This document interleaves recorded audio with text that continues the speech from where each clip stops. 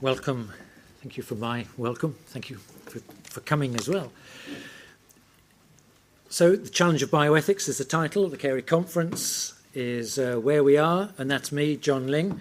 If you expected something else, you're still very welcome to stay. And at the bottom there is my website. Now, some of you might be interested in that because there's almost everything I've written there the last 20 years or so, and some other bits and pieces.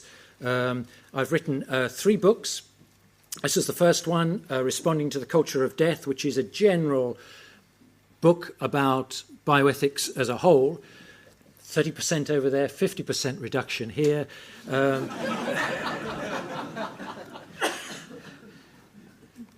That's my second book, much more specific, looking at the edge of life and the particular issues of dying, death and euthanasia and the threat that they're coming to us again. So for a mere £7.50 you can buy 2 fine books, more than you'd ever get in Waterstones or that sort of value. And then, okay, there should be a picture there, but there isn't. That's odd. There should be a picture of the Morning After Pill that the Christian Institute kindly published. I think they've produced 10,000 copies. They've all gone, but you can read it online, which is a little worrying that it's disappeared. There it is. There we go. So if you go to the Christian Institute website, you can download it for free from there. This is another book that they've asked me to put together, and it's gone to them. Hopefully it will be out early this year. I don't know the title at all, I'm being presumptive, but something like Christian Thinking, but it's to do with when does human life begin. This is not my first Carey Conference. My first Carey Conference was in 1975, 35 years ago, and there's my wife on the right, and there's me. We've hardly changed, you see. In fact, I've still got the same tie. It's my wedding tie, and I've got it. I should have put it on today, shouldn't I? But there we are. Wendy had to have a special dispensation because women weren't not quite allowed in the Carey Conference in those days, but because she was 5 months pregnant, she was allowed to come, which was a wonderful thing, and we both enjoyed that. To more serious things. In 1979, the late Francis Schaeffer and Everett C. Koop produced this book and a series of films, Whatever Happened to the Human Race. They were landmark in many ways. Firstly, because they educated Christians about bioethical issues, and secondly, they challenged Christians to respond to those very issues. I was one of those that responded. Furthermore, Schaeffer and Koop were adamant that the issue of abortion was the keystone issue in the battle for human dignity and for human life. 32 years later, I think it is still true that if you've not yet decided on the issue of abortion, you're not going to make much progress in the realm of other bioethical issues. Now, when I responded then 30 years ago, 3 decades ago, it was all so much simpler. By and large, we were single-issue people. The issue was abortion. Now it's much, much more complex. Besides the continuing horrors of abortion, we have other issues like in vitro fertilization, human embryo experimentation, surrogacy, genetic engineering, euthanasia, prenatal screening, eugenics, contraception, gene therapy, permanent vegetative state, fetal pain, infertility, cloning, human cell technology, stem cell technology, and so on and so on. What I've given you there is a sad, sad list of medical endeavour, because over each of those issues lies the pall or the smell of death, because each of those issues can end the life of a human being.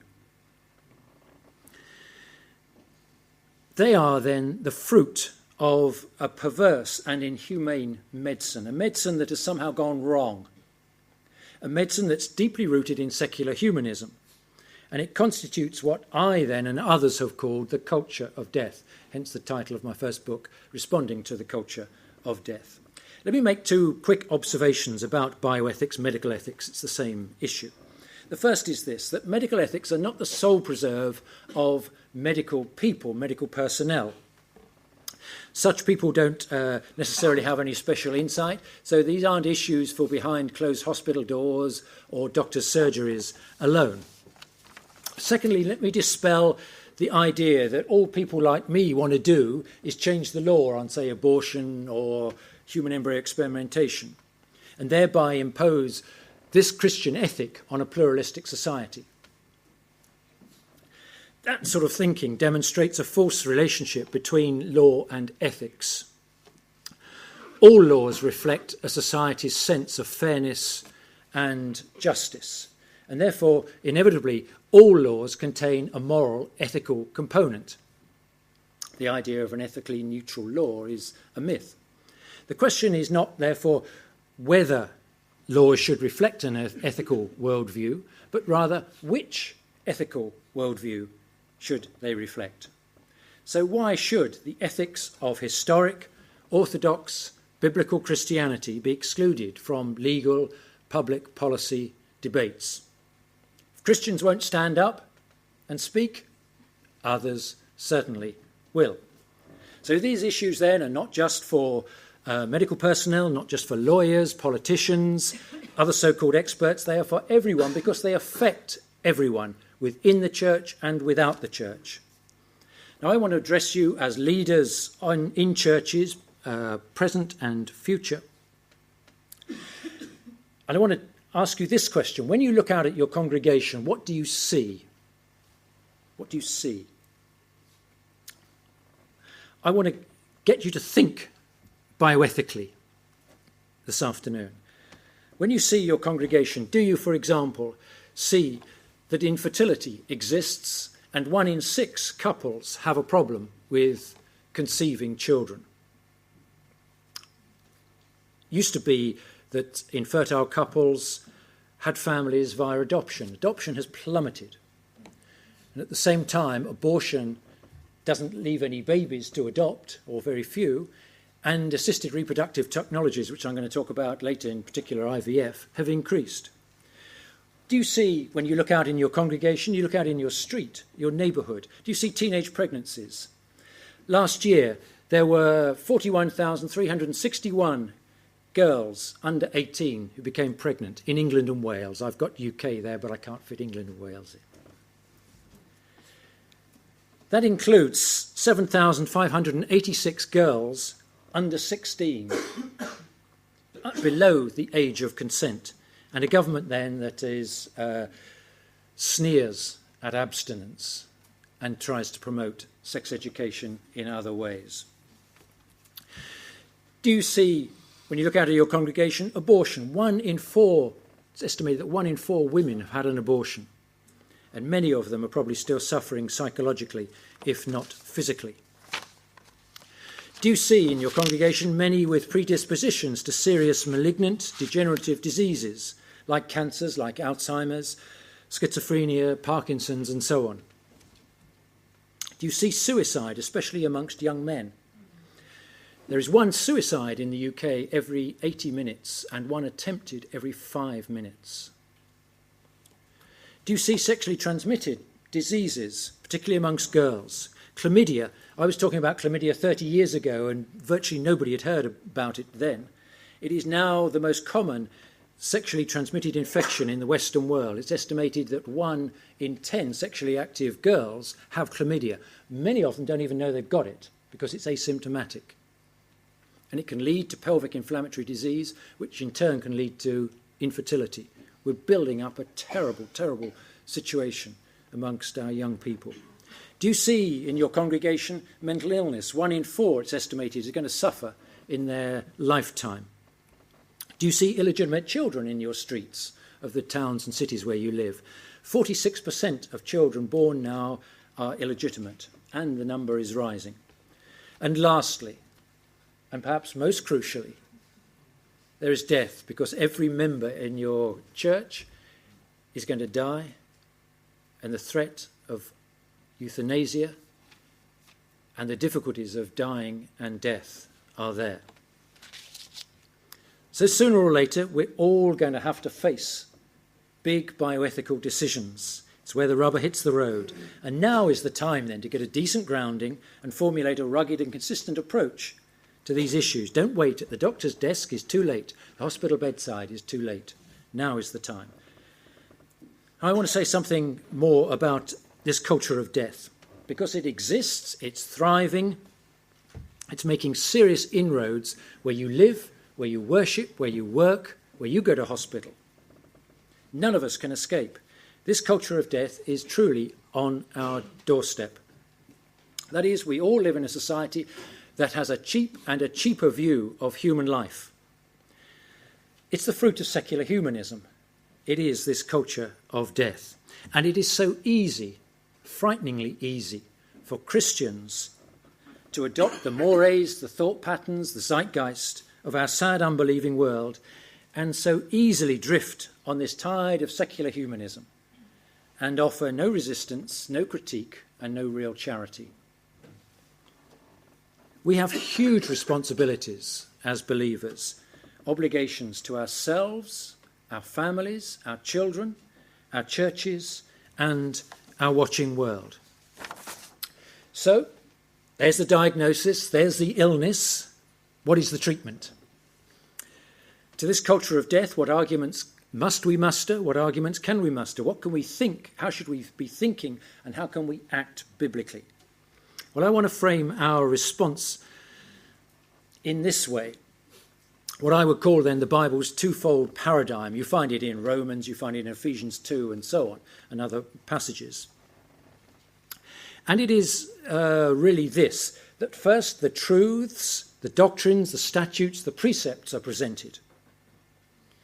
They are then the credenda, the things to be believed, the creeds, the credendas. And then secondly then comes the call to think, to speak, to live those very truths, to live the credenda. And that is then our agenda, the things to be done. So first of all, it's principles. Secondly, it's action. Firstly, the ethical bedrock is assembled, and then the practical responses are developed and applied. Now, interestingly, that is completely opposite to the way the world looks at this. You go into Waterstones, you go into W.H. Smith's, you pick up a book on bioethics, and I can almost guarantee that it will begin with very hard, difficult cases. And from those hard, difficult cases, the author will then begin to put together some sort of practical outlook, some practical response. It is completely the opposite way. That's what I call cart before the horse, bioethics. It's the wrong way of doing it. Now, together, this credenda and the agenda generate what I call principled compassion. It's the greatest of all responses. It's not a set of harsh, uncaring, cold regulations, nor is it a set of touchy-feely, sentimental, anodyne statements. Rather, it is the application of solid, truthful, often costly answers to deep and serious human dilemmas. So, for the Christian, the credenda is obviously contained in the Bible. And I want to construct a platform now that's got 6 legs on it, that is the strongest, most rugged, ethical platform that anybody can construct in the world, because it is based upon this book. We're going to look at it very briefly, non-exhaustively. I've expanded these issues within the books. The first point is this, that human life is unique and special. The scriptures say that human life is unique and special. And scripture tells us then that the universe exists and it's got meaning because it was created, Hebrew word bara, by an infinite personal God. As you know, your Schaeffer will recognise that wonderful phrase, infinite personal God. I think it sums up the genius of Christianity in 3 words, 7 syllables. Other religions have infinite gods who are not personal. Other religions have personal gods who are not infinite. Only Christianity has a God who is infinite and personal. Let's look very quickly then at the 3 cases in Genesis 1 where the word bara, created, occur. You know them very well. Wonderful. Those that write books know what a wonderful opening statement this is. In the beginning, God created the heavens and the earth. God created something out of nothing then, ex nihilo, the most sublime, the most majestic, awesome start of any book. And then the second time we come across the word created is in verse 21. So God created the great creatures of the sea and every living and moving thing with which the water teems, according to their kinds, and every winged bird according to its kind. God saw that it was good. Third time we come across it is in Genesis 1:27. So God created man in his own image. In the image of God he created him, male and female he created them. There we are, the pinnacle then of God's creative endeavours. We start off with something out of nothing, conscious life, man, in generic sense, woman, of course, in the image of God. All of us then bear the imago Dei. We all do. Born or unborn, strong, weak, tramp in the gutter, king on his throne. We are all made in the image of God. We all bear the imago Dei. So early in Genesis and then throughout the rest of the book, there is this clear distinction between man and the rest of the created forms of life. Man in the image of God is the most marvellous of doctrines. It is the basis of our dignity. It is the basis of our worth. If we miss it, we miss too much. We are not nothing. Life is not meaningless and empty because we are made in the image of God. This biblical worldview then inevitably leads to a very high view of human life, so that you can apply adjectives like sacred, like unique, like special, inviolable, non-expendable. They're the sort of adjectives those who are made in the image of God deserve. Man made in the image of God. If that is denied, if that is thrown out of the window, what is left? I'll tell you what is left. Man, then, is just a cog in a mechanistic universe or a product of time and chance in an impersonal world. Where does that come from? Well, you know where that comes from. It comes from the writings in the 40s and 50s, Jean-Paul Sartre, in the 60s, someone like Jacques Monod, Dawkins, and so on, at the end of last century, beginning of this. It's what our generation has been brought up on. You go to any university, this is what they're reading. Now, that worldview, the Dawkins, Monod, Sartre worldview, inevitably has a very low view of human life.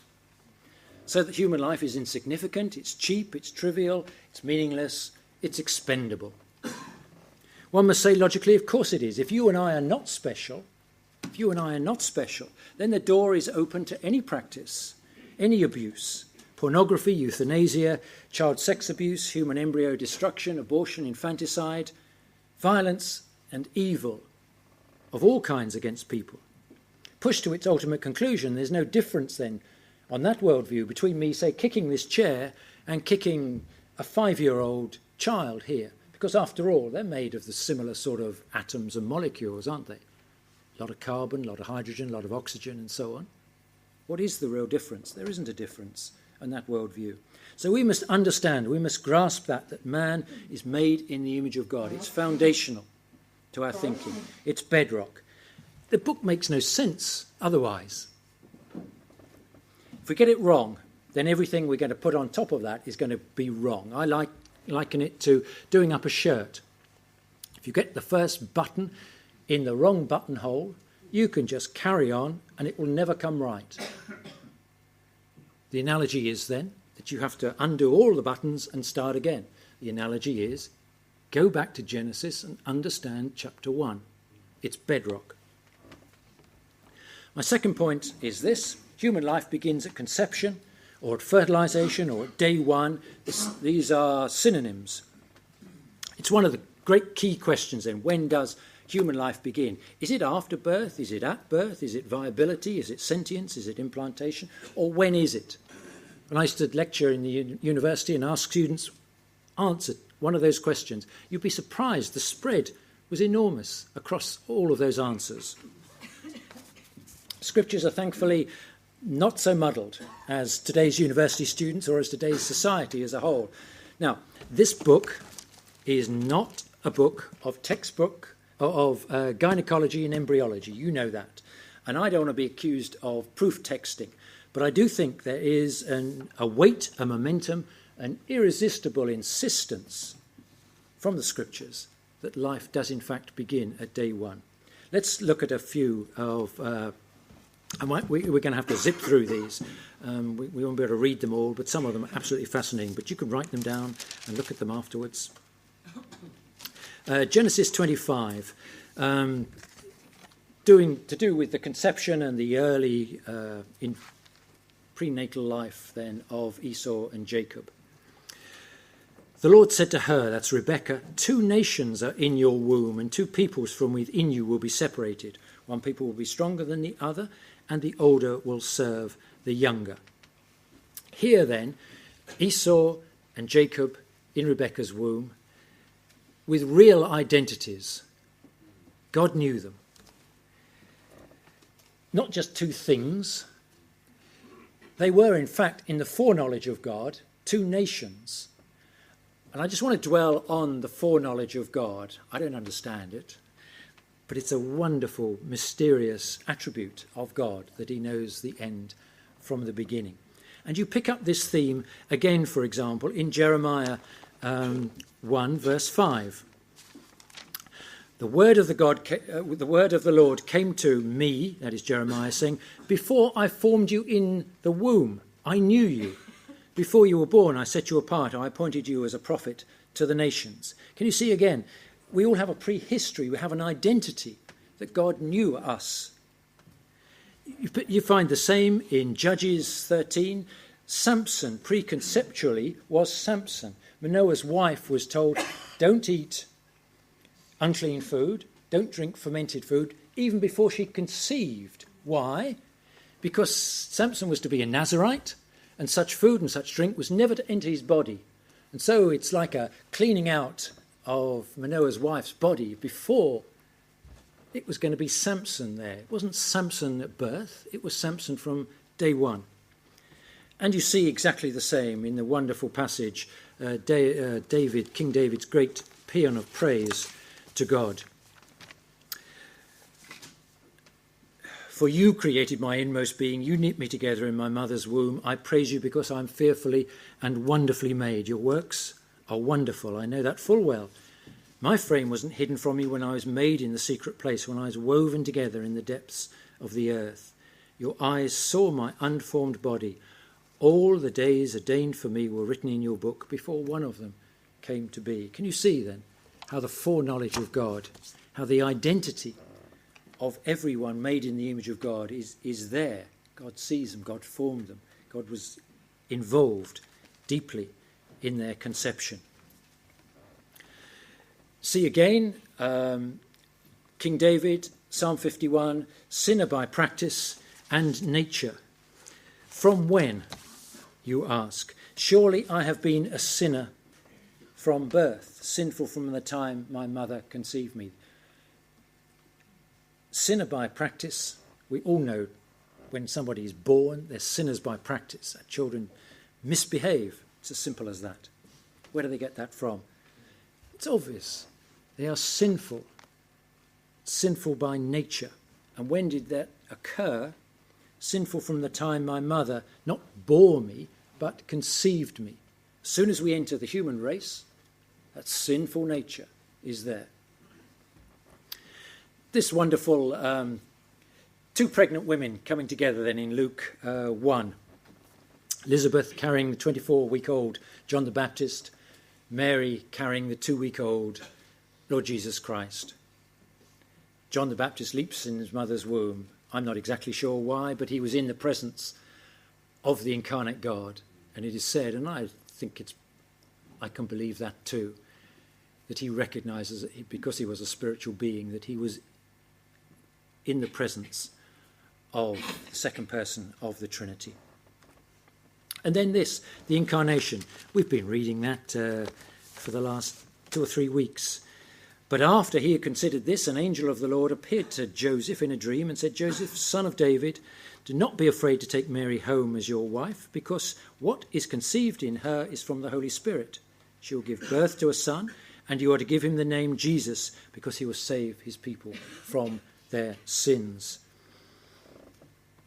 Here we are then. This is the incarnation, the second person of the Trinity, in a womb. Wesley said contracted to a span. Not quite right. Smaller and smaller. This is 9 months then before Bethlehem. What is conceived in her is from the Holy Spirit. His earthly life then began thus, like our earthly lives. He didn't have an earthly father, had an earthly mother. It's conceived by the Holy Spirit. And the commentary on that in Hebrews 1:27. For this reason, he, that is, of course, the Lord Jesus Christ, had to be made like his brothers in every way in order that he might become a merciful and faithful high priest in service to God, and that he might make atonement for the sins of his people. He had to be man. Here he is, the real God, the real man, just like us, except he had no sin. The incarnation, one person, two natures. Many major doctrines, then, of Christianity depend on life-beginning conception, doctrine of man, redemption, the incarnation, and so on. Scientifically, then, what happens at conception, at fertilization, at day one, I'm saying they're synonyms. I've taken some pictures from this wonderful book by Lennart Nielsen. I've got a copy of it here. If you're not familiar with it, have a look at it. It's a fabulous picture that he's produced over the years. This is what we need then. One released ovum, a few million sperm from a man, and when they then unite, here's the winner. I think this is such a macho picture. This is the one sperm then that penetrates the zona pellucida, and then everything else shuts off. No other sperm is allowed in. And so those two, 23 chromosomes from your mother, 23 chromosomes from your father, then fuse and produce then what is called a zygote. A new, genetically unique human being is created. Everything is there, apart from nutrition. That's the only thing that's needed. Within a day, that cell becomes 2 cells. 3 days later, an 8 cell. We now call it a morula. By day 8, about 150 cells, a blastocyst begins to implant in mother's womb. I praise you because I am fearfully and wonderfully made. This is a picture of David by Rubens. Thought I'd bring a bit of class into. But really, David didn't have a clue, did he? Not like you and I do. We are privileged to understand how fearfully and wonderfully made we are. And so here we are, the continuum of human life. Starts as a zygote, 1 cell, morula, blastocyst, embryo, fetus, unborn child, born child, infant, toddler, youth, teenager, 30-something, middle age, pensioner, old age. Most of us are down the bottom there. But that's just fine. Can you see? It's a wonderful, seamless development. Human life then begins where on that continuum? Well, it's at day 1. It's a zygote, when a zygote is formed. Not at 20 weeks or 28 weeks, or at birth, or at implantation, or when blood appears. If somebody says, I think human life begins after 14 days. Well, my question is, 14 days after what? We all began at conception. We were all one cell. Hands up here who was never a zygote. Exactly. We simply spend the first 9 months or so of our lives inside our mother's scripture and science, then simply reinforce, complement one another. My third point is this, that human life requires stewardship. The period between our conception and our death is our earthly life. It's what we're living now. It's what Ecclesiastes describes as the few days of life God has given. It's a wonderful phrase, isn't it? And for some, of course, it is exactly that. A few days. For many of us, it's much more, 90. I'm told 1 in 6 are now going to live into centenaries, into their hundreds. That's fine too. And this is a wonderful motif, I think, 1 Peter 3:17. Gracious gift of life. God has given it. Life as a gift is a fabulous, wonderful gift. It's got to be valuable if God has given it, hasn't it? So it deserves to be guarded and it deserves to be nurtured. So we are to treasure what God has given us. In other words, we are to be good stewards of our lives. All right? Christian stewardship, then, is a neglected concept in this area, but it prevents us from slipping into modern men and women who dislike the idea of stewardship. They want to be owners of their lives. It's my body, it's my life, I'm going to do what I like with it, is their autonomous cry. Stewardship, then, makes people circumspect, mindful of their owner, careful with what has been entrusted to them. Therefore, euthanasia, infanticide, abortion, suicide, and so on, can never be regarded as good marks of stewardship. My fourth point is this, that human life ends in natural death. We've seen God is our creator. God is also the sustainer. Psalm 54, verse 4, surely God is my help. The Lord is the one who sustains me, says King David.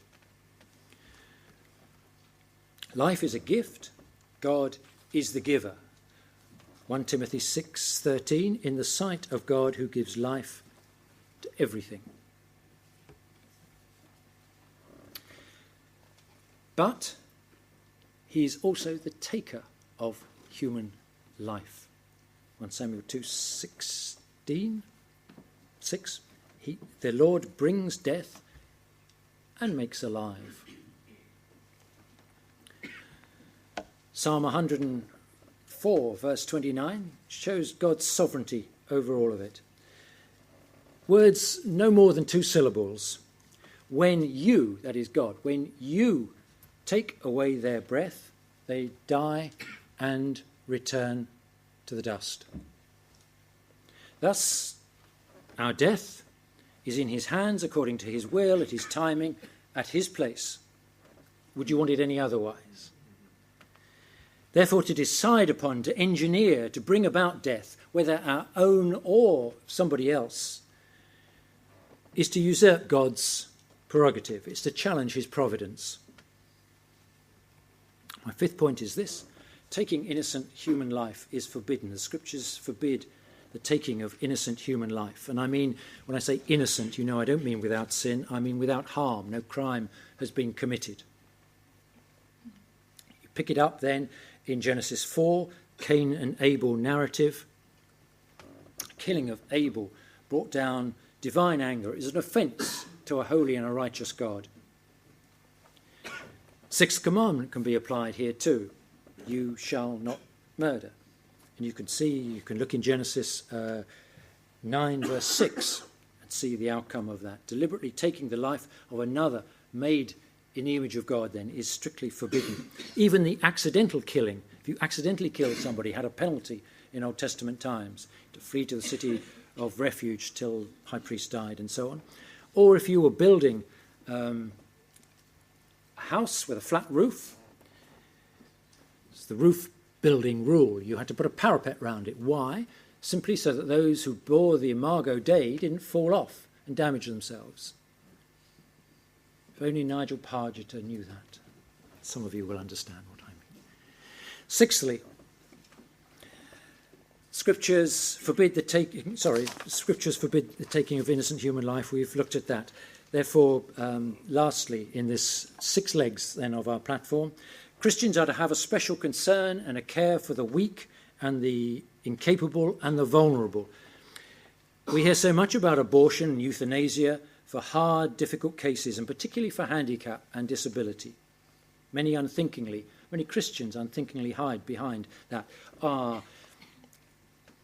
It's going to be so difficult, that spina bifida child. Wouldn't it have been better if she was done away with in the womb? And so on. I hear it. You hear it. What's to be our thinking here then? How is it with you when you're confronted by the Downs girl who just wants to hug you every Sunday? Do you step back a little? Even if you don't physically step back, do you step back in your mind? We call it British Reserve. I think there's something much more subtle and much more sinister going on there. It's a substandard Christian thinking that's going on, because somehow we've had drilled into us, because we've taken on the mores and the thoughts of our sad, unbelieving world, that there is a group of people who are over there, and they are the handicapped, they are disabled, and we are the big, the bright and the beautiful over here.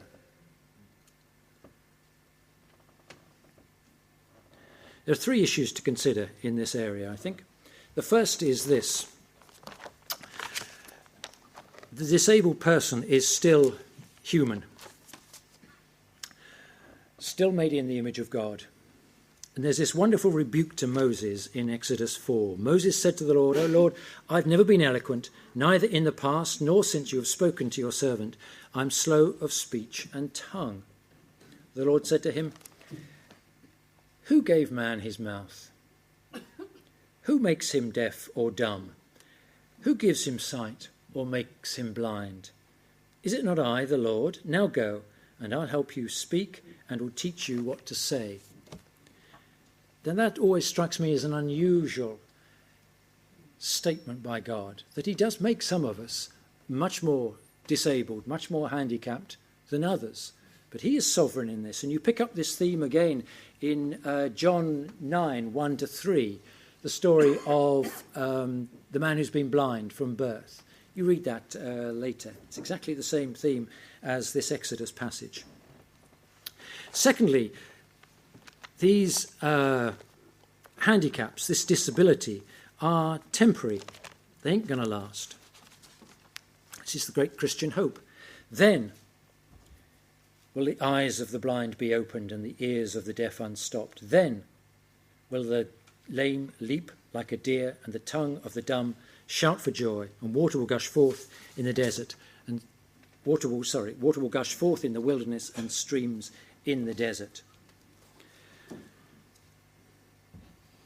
Who of us is not physically, mentally handicapped? You've forgotten a lot of what I've said.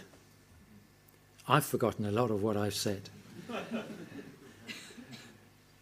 I don't think anyone here is competing in the Olympics in 2012.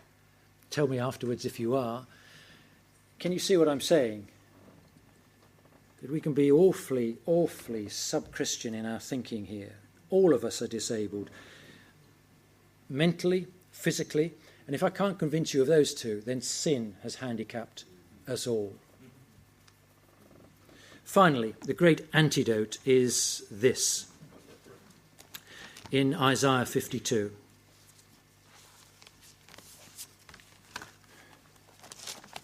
Where we read of the suffering Saviour.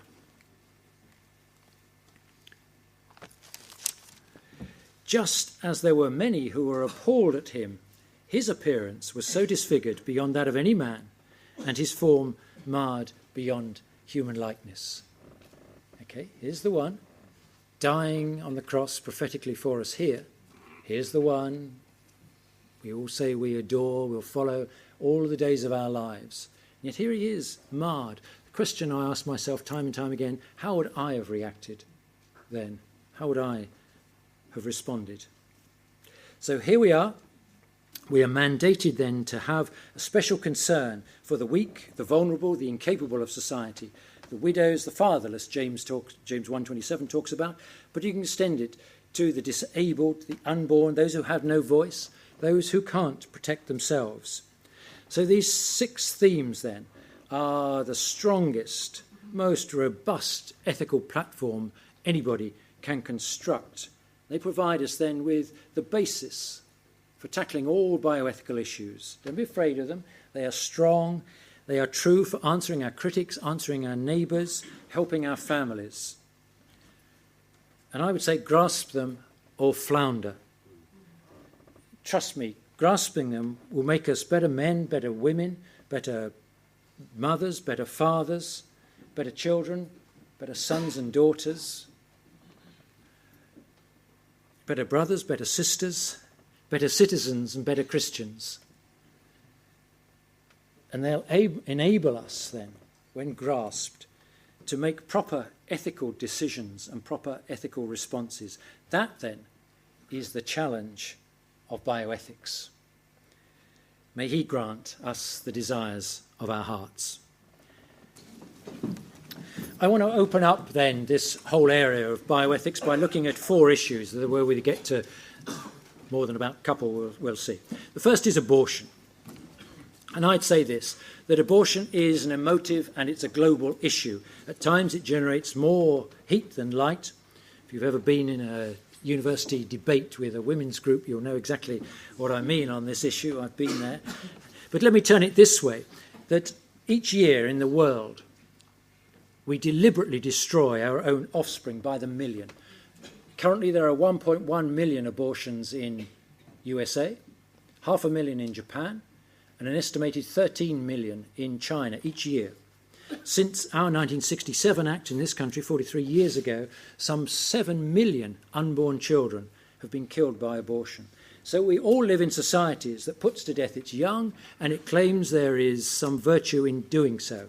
And our votes and our taxes have supported such a public policy. And if we do and say nothing, then our hearts and our minds certainly endorse that as a public policy. Now, there are two irrefutable facts that nobody disagrees with that I want you to grasp.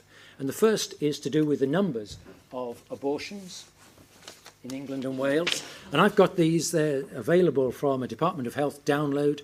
They're not my massage figures. These are the official government figures. In England and Wales, then, in 2009, which are the latest figures, 195,743 abortions occurred in England and Wales, not Scotland. It's the fourth highest figure. It's been hovering around the 200,000 mark for the last few years. Let me turn it this way, that it's something like the population of Swansea, something like the population of Dundee, something like the population of Milton Keynes every year. Or let me turn it this way, that it's equivalent to 750 every day of the week. Tuesday today in England and Wales, not talking about Shanghai or Washington, we're talking about England and Wales. 750 abortions have occurred today. Tomorrow, another 750. Thursday, another 750. Friday, another 750. Secondly, we've been duped as to what is aborted. We've been told it's a mere collection of cells. I've got a life-size model here. These are models that are used in medical schools. This represents then something like a 10-week-old unborn child. 90% of abortions in our country, England and Wales, are done at up to this developmental stage. You can see that such a child like this fits snugly in my hand. He's got fingernails, he's got eyebrows, he's sucking his thumb, he's moving, he digests, and so on and so forth. This isn't a vague piece of tissue. Now, I'm so impressed by this, and so will you be when you look at it. So pass it round, and I'll pick it up maybe at the end. Blood has been coursing through the veins of that unborn baby. Since when? Since about day 21. Mother probably doesn't even know she's pregnant. She might want to be, she might not want to be, but the primitive heart starts beating at day 21. See how fearfully and wonderfully made we are. But abortion is legal up to 24 weeks. Now this is 24 weeks. Some of you will recognise that simply as a premature baby, as of course it is. But abortion in this country is legal up to 40 weeks, up to birth, if handicap, that horrible word again, is suspected, not proven necessarily, but suspected. So can you see the topsy-turvy world of medical ethics we've got? Imagine this. In a hospital, at one end, in a ward, they're fighting, nurses and doctors are fighting to save the life of such a child. And down the corridor, their colleagues are destroying the life of such a child. It really is a topsy-turvy world of medical ethics. Let me give some local numbers. We're currently sitting here in terms of NHS terms in Derbyshire County Primary Care Organisation. We all live in one PCO or another. Last year, or at least the figures from 2009, suggested or said that there are 1,520 abortions occurring here, little rural Derbyshire. Can you see what I mean when I say that abortion is on your doorstep? You could hardly get more rural than around here. This doesn't include Derby City. This is just Derbyshire. It's then about 30 a week, isn't it? It's a classroom full of kids a week here in rural Derbyshire. Culture of death really is at our doorstep. And the sheer callousness the scope of abortion is hard to grasp. I still find it hard to grasp. I can be driving along and still working out the numbers. Is it really 750 a day? It really is. When it was being legalised way back in 1966, 67, abortion was intended for the poor, overworked woman with 4, 5 kids, living in squalor, a useless, drunken husband. It was truly a last resort then. Think how different it is 44 years on. Today, most abortions are for young, single women in good health, in decent housing, with a regular income, carrying healthy unborn children. Whatever have we done? Whatever are we doing? However could we have let it start 44 years ago, and however could we let it continue? And for some, 200,000 a year in England and Wales is not enough. They want more.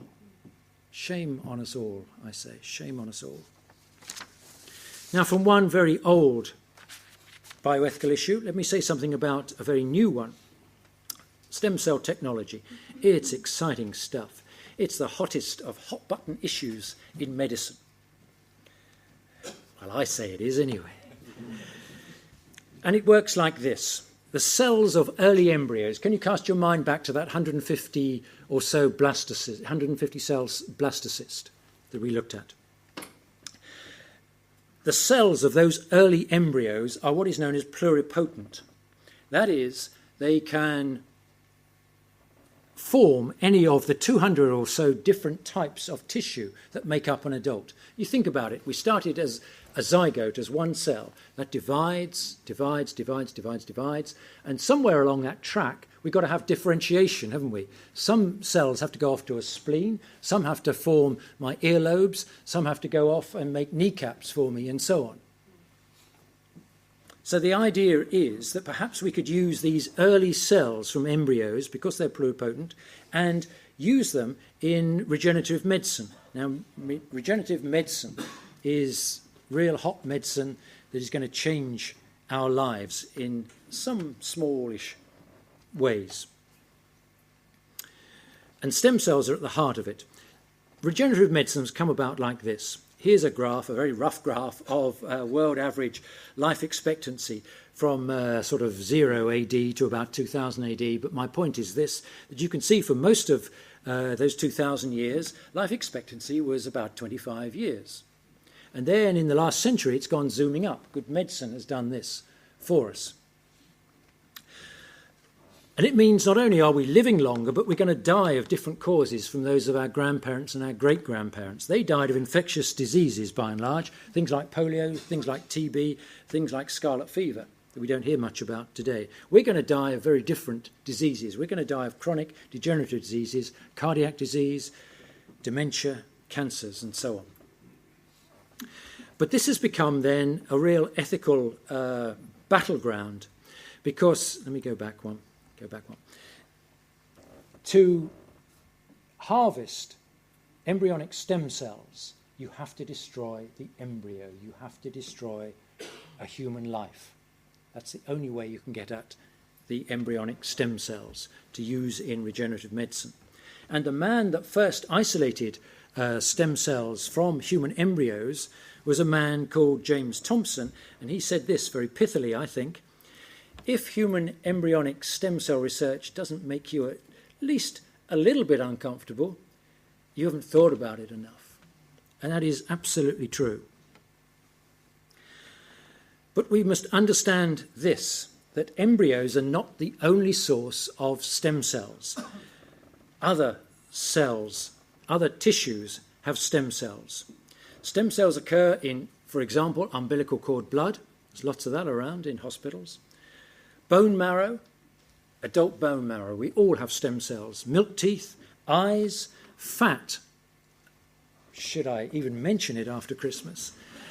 It is loaded, human fat is loaded with human stem cells. You can harvest it moderately easily.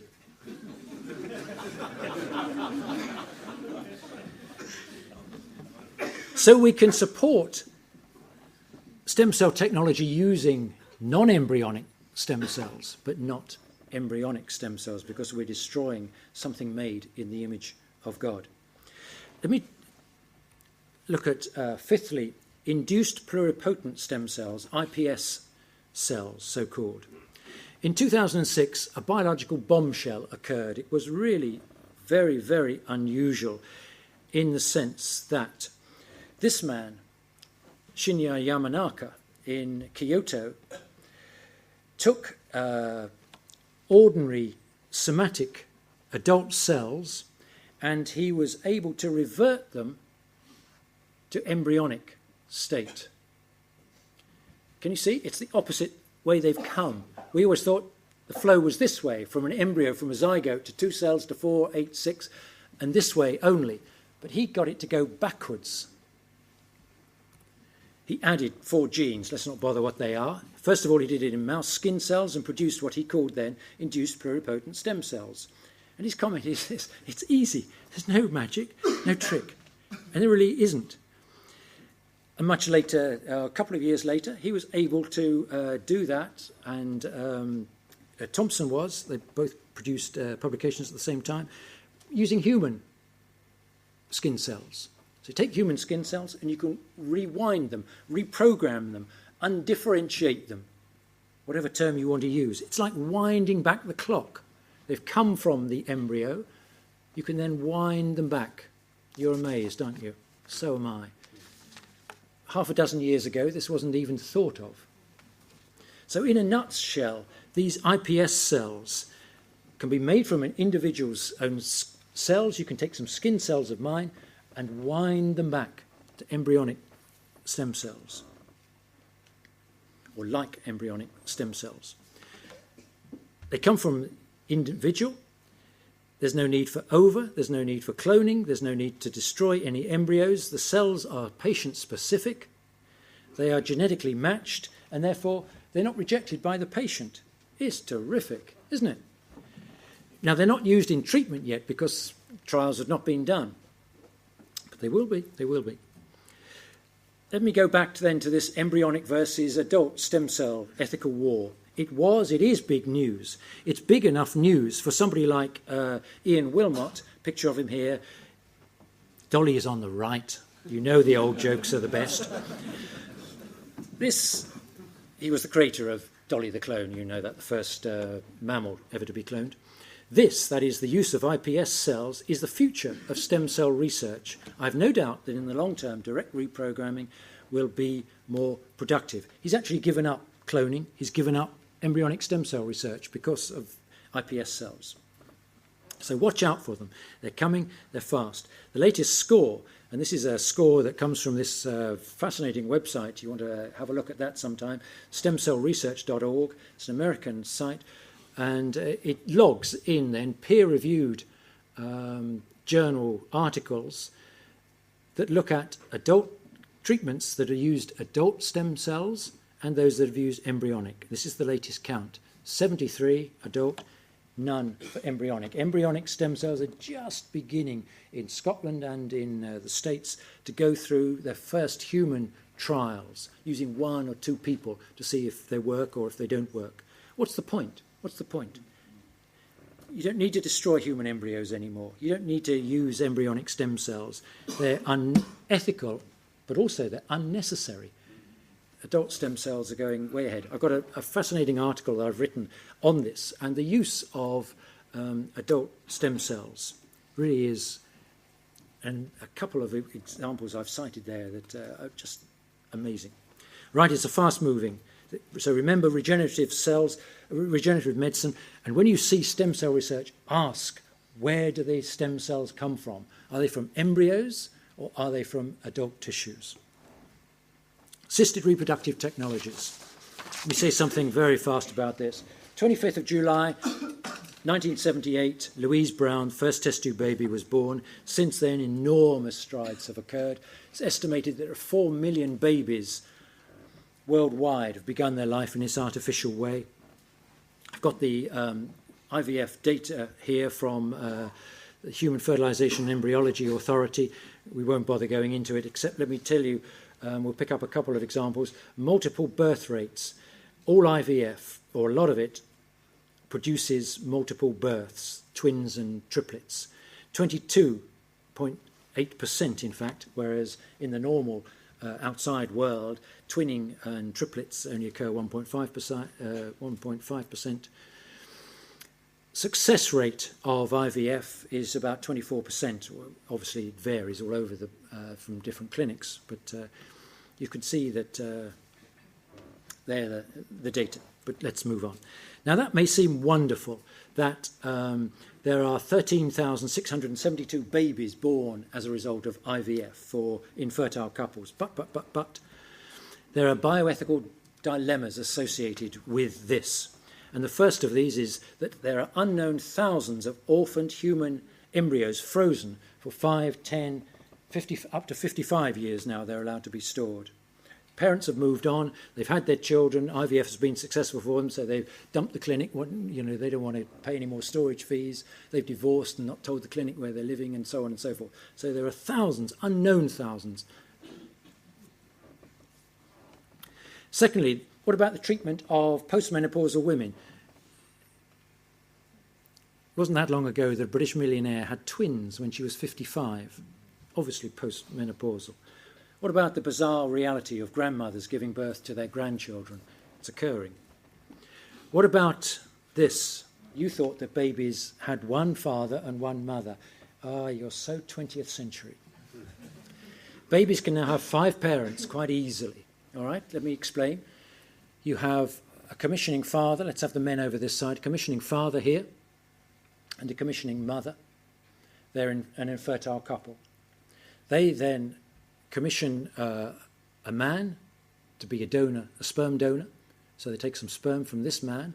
He is now then the genetic father. They take a woman and ask her to generate or to donate some ova. Sperm and the ova are mixed, IVF. Some embryos are produced and some are transferred to a surrogate mother, the biological mother, the legal mother, in fact. It's a strange world out there, isn't it? 5 parents. Now, our reaction to all of that I've told you is going to be varied. Much of it's going to depend on our worldview. Some will see the artificial making of children as morally unacceptable. It's certainly different from normative parenthood, isn't it? You've got to concede that. Normative parenthood is where the child is a result of life expressed through procreation, married union. That's got much to do with deep integrity and so on, profound human relationships. IVF occurs in a lab environment with white-coated technicians. That's very different from where most of us were conceived. Now, integral to all IVF procedures is the production of multiple embryos. In practice, clinics super-ovulate women, so that instead of 1 egg a month they produce, maybe 5, 6, 7, 8. In fact, 8 is the average number in the UK. Those ova then are collected and fertilised, and so what you're ending up with are lots and lots of embryos. Not all of those eggs will fertilise, of course, but many of them will. So there is a balance then between multiple births. You don't want to transfer too many embryos, and you want to transfer the best. After all, what doctor's going to transfer a substandard embryo? One that doesn't look as though it's going to be terribly productive and healthy. So you've got an underlying mild eugenics going on here. There's quality control of human embryos. Seventhly, there are treatment costs. £3,000 to £4,000 a cycle in the UK at the moment. That's a kind of minimum because drugs are always loaded on top of that cost. You can get through quite a lot of money when you've got a system that only works 25% or so of the time. There is psychological stress. If you ever talk to a couple who have been through IVF, all of them will tell you how stressful it is, particularly for the woman. She's on a treadmill. She's being injected. There are monitoring regimes and so on and so forth. It's hard work, especially for the woman. There are relationship costs. There is tension very often between couples who are having IVF. Many of you as pastors will know that. And especially if a third-party donor is coming in, donating either sperm or gametes. What sort of relationship is that? And there are the inevitable feelings then of failure. IVF has a 76.3% failure rate. And so you've forked out 4,000 quid. Is the pregnancy test going to be positive this month? There are the multiple pregnancy dangers. Remember, 22.8% of IVF babies come from twins and triplets. And that puts enormous stress not only on those babies, because they're associated with low birth weight and high stillbirth rates and neonatal deaths and long-term disabilities like cerebral palsy, for example. It's 6 times higher in multiple births than in singletons. But it also puts stress upon the mothers as well. Multiple carrying mothers are prone to miscarry. And then there's the horrible selective reduction, where some will go for 3 embryos being reduced to 1. Now, what happens to those spare embryos, because they're inevitably produced by IVF? It's one of the major ethical problems of assisted reproductive technologies. This, again, we can't go into, but let's look at this top line here, which I can't point to, but embryos produced. Something like 200,000 embryos are produced in the UK in 2007 at least, and it's a similar number now. The embryos can either be transferred to women, they can be frozen and stored, they can be donated to others, which is very few, isn't it? Less than 0.1%. They can be donated for research, which again is only 2%, and euphemistically what the HFEA calls discarded. If you add then those together, you find that the total embryos destroyed by IVF come to about 100,000. So my question is this. If IVF destroys about 100,000 embryos every year and abortion destroys about 200,000 every year, is IVF only half as bad as abortion? I think it's just about the ultimate in exploitation and manipulation of human life. IVF is best avoided. I've given you all a leaflet because there is a wonderful alternative to IVF that the organisation that I've done a lot of work with, Life, is running at the moment in Leamington Spa and in other places. And it's based on what is called natural procreative technology. And this infertility treatment has none of the ethical problems of IVF. It's pro-child, pro-women. There are no embryos produced, no storage problems, and so on and so forth. All of you in your churches have infertile couples. Show them this leaflet. We've just had our 104th baby born as a result of this treatment. And it's wonderful. And we've had women who've come off IVF that's failed, and they've been so delighted to get to a non-stressful situation. Euthanasia and assisted dying. I'm tempted to say, let's not do it. Well, let's not do it. Let me just very quickly go through this. It's getting nearer and nearer to us. In many ways, it's the great bioethical issue of the 21st century. Voluntary euthanasia. There are 3 brands, if you like, of euthanasia. Voluntary euthanasia, killing with the patient's request. There is then non-voluntary euthanasia, killing without an explicit request. That is because often the patient is so-called incompetent. Incompetent in a technical sense that they're comatose or they're senile or a newborn baby. It rests on the proposition then that a person's best interest is that they're dead. And then there is involuntary euthanasia, killing against the patient's wishes. I guess the Nazi Holocaust is the best example of that. Now, some like to distinguish between what they call active euthanasia, that is, causing to die by lethal injection or some such method, and passive euthanasia, which they term as allowing to die. And they think that allowing to die is better than causing to die, and it's by withdrawal of food and water, which was legalised then, the Bland ruling, in 1993. It's a false distinction. I don't think there's any distinction between them at all. Intention is the key here.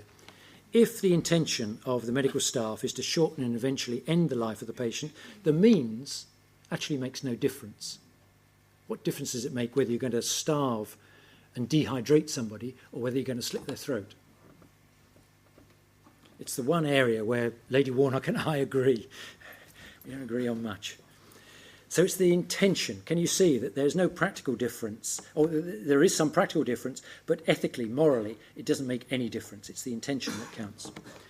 Very quickly, the Remmelink report was produced in Holland, the home, so-called home of euthanasia, and it showed that inevitably, once you legalise voluntary euthanasia, it always goes to non-voluntary euthanasia. 50% of those who are euthanased in Holland are euthanased on a non-voluntary basis. They didn't ask for it. And it happens everywhere. And if you think that having a happy death in Holland is going to be a good experience, then take note of this. A fine paper produced in New England Journal of Medicine 10 years or so ago looked at the situation in Holland. It ain't going to be a happy death. A quarter of the cases were botched. The patients had to endure numerous complications, induced coma, prolonged waiting time for death, vomiting fits, and so on. Instead of just assisting, 20% of the doctors had to actually act decisively to kill their patients. And they call that death with dignity. Should we be concerned? Oh, we should be concerned. All right. It's coming this way. It's coming this way. And you know that much of the funding then has gone via this organisation, Dignity in Dying, which was the old Voluntary Euthanasia Society. They've now got this nicer title, so they think. And it's funded then, backed every one of Joel Joffe's tries in the House of Lords to legalise some form of euthanasia. They've been behind Diane Pretty, they've been behind Debbie Purdy, and so on. And now Charlie Faulkner and Lord Joel Joffe have joined hands and produced this monstrous commission that's going to look at this. And it's full of, it's just full of people who are pro-euthanasia. So it's not going to come to any conclusions. Now, unlike us, this book has only hits these subjects head on and in depth. It's been said, and I like it, that there are only two subjects in this book, life and death. Mentioned about 1,000 times in a ratio of 60% life, 40% death. And that somehow seems the right sort of balance, doesn't it? Most of us live about 98 to 2. We could then, no doubt, benefit from adopting a more 60-40 type of biblical balance of life and death and understanding it. To counter modern-day euthanasia, it's my conviction that what we need is a greater understanding, a better theology, a better practical theology of dying and death. Most of us, it seems to me, have a pretty good practical theology of living, but we haven't got a very good practical theology of dying and death. So that's how we can not only live well, but also die well. Our forefathers knew so much about that. We seem to know so little about theology of dying. Right.